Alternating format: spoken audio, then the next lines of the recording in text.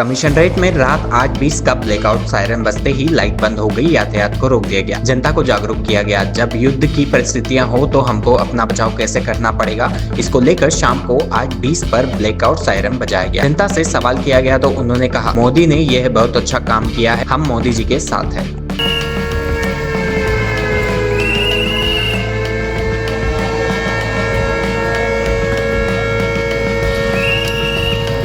Light तो बंद करो।